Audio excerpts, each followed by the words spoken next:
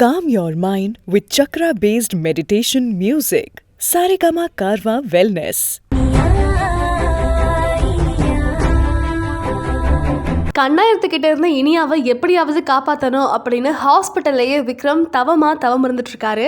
ஆனால் கண்ணாயிரத்தோட ஆட்கள் யாருக்கும் தெரியாமல் இனியாவை கொல்றதுக்காக ரூம்குள்ளே வரும்போது கரெக்டாக என்ட்ரி கொடுத்து விக்ரம் இனியாவை காப்பாற்றுறாரு. அதுக்கப்புறமா சுபாஷ்க்கு கால் பண்ணி ஹாஸ்பிட்டலில் என்ன நடந்தது அப்படிங்கிறத எக்ஸ்பிளைன் பண்ணி கண்ணாயிரத்தை நேரில் பார்த்து பேசினதா வேலைக்கு வரும் அப்படின்னு கண்ணாயிரத்தை பார்க்கறதுக்காக விக்ரம் கிளம்பி போகிறாரு. ஆனால் அவங்களோட வீட்டில் கண்ணாயிரமும் சரி அவங்களுடைய மனைவியும் சரி ரெண்டு பேருமே விக்ரமை அட்டாக் பண்றதுல தான் குறிக்கோளா இருக்காங்க. அங்க வந்த விக்ரம் நோ நிலையில உயிர் தப்பிக்கிறாரு.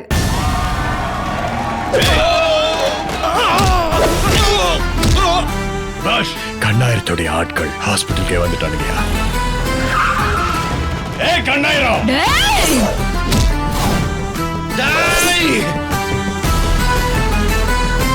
இனியா ஹாஸ்பிட்டல்ல இருந்தா அது அவளுக்கு சேஃப் கிடையாது அப்படின்னு பயந்து விக்ரம் என்ன பண்றாருன்னா வீட்டுக்கு கூட்டிட்டு வரலாம் அப்படின்னு பிளான் பண்றாரு.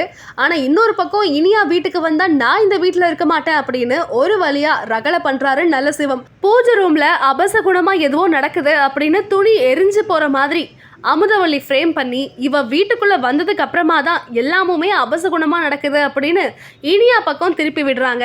ஆனா விக்ரம் ரொம்பவே கிளியரா சொல்லிடுறாரு. விக்ரம ஏதாவது பண்ணி ஆகணும் அப்படிங்கிற குறிக்கோளில் இருந்துட்டு இருக்கக்கூடிய கண்ணாயிரம் அவங்க பையன் இறந்ததுக்கு அப்புறமா விக்ரம ஒரு வழி பண்ணணும் அப்படின்னு ரொம்பவே குறிக்கோளா இருந்துட்டு இருக்காரு. அதுக்கேற்ற மாதிரி இனியாவையும் விக்ரமையும் ஹாஸ்பிட்டல்ல பார்த்து வார்ன் பண்றாரு. இதுக்கப்புறம் உன் குடும்பம் நிம்மதியாவே இருக்காது அப்படின்னும் மான மரியாதை எல்லாத்தையுமே நான் வாங்குறேன் அப்படின்னு முடிவெடுக்கும் போது உன்னால என்ன முடியுமோ பாத்துக்க அப்படின்னு ரொம்பவே தைரியமா இனியாவை கூட்டிட்டு விக்ரம் போறாரு.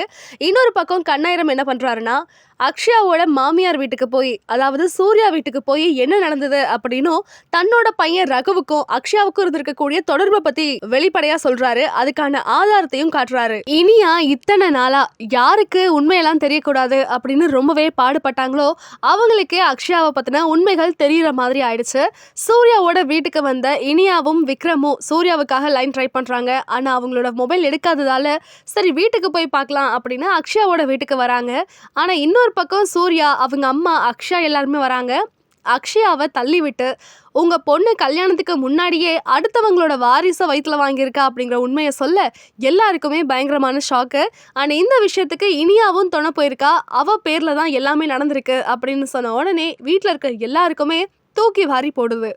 இனியா தனக்கு இப்படி ஒரு துரோகம் பண்ணிட்டாலே அப்படின்னு சூர்யா ரொம்பவே கோவப்பட்டு சூர்யாவோட அம்மாவை கூட்டிட்டு அங்கிருந்து கிளம்புறாரு.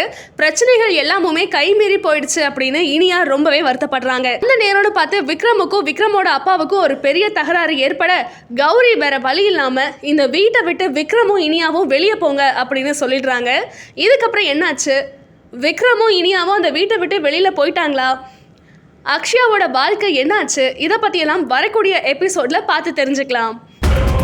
இனிமே எங்க வீட்டு பக்கமே நீ வந்துராத. நீ வாடா. ஆண்டி சமந்தி ப்ளீஸ் ஆண்டி சாரி ஆண்டி தலை ஆண்டி அக்ஷயா காசுக்கு ஆசைப்பட்டு உன் பொண்டாட்டி என் பொண்ண